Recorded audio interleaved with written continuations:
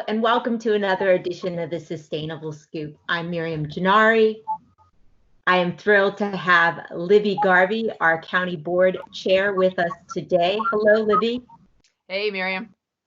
So in this time of complete chaos, something really wonderful has been germinating in Arlington. And from AFAC to ASPAN to Bridges, OAR, AIM, you name it, all these organizations are keeping the wheels on in Arlington. And in the midst of all that, you have created some spokes to these wheels so that we all stay connected. So can you tell us about some of these great organizations that are doing the logistics for all our champions?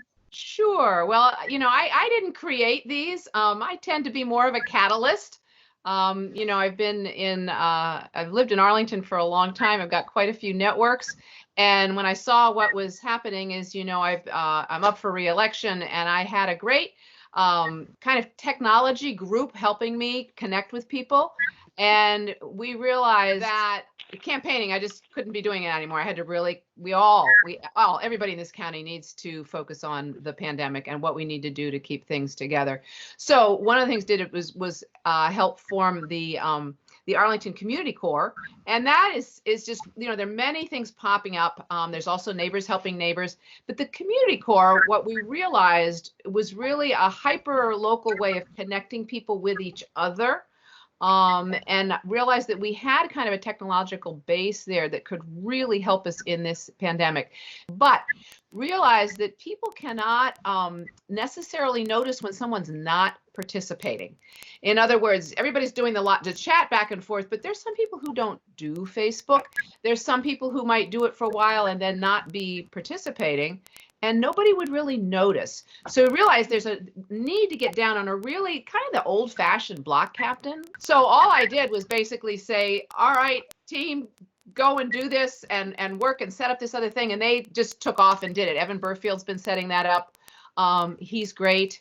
And then part of that group was Abby Raphael. And as we started getting going on this and working it up, we started to realize that food was a really major issue, making sure everybody in Arlington has enough to eat.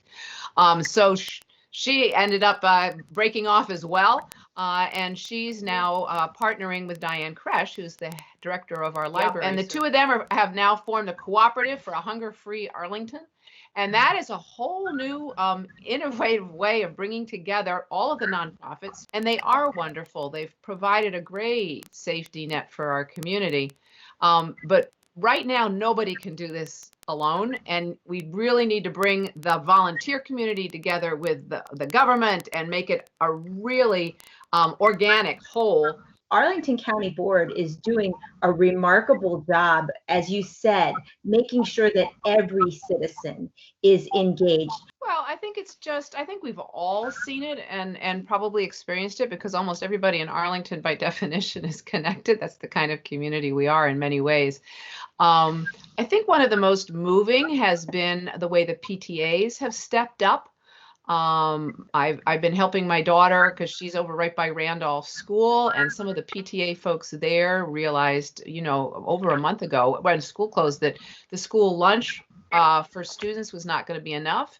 Every student that needs a school lunch has at home a grandmother, a mother, a father, an aunt, an uncle, all of these people many of whom have lost their jobs.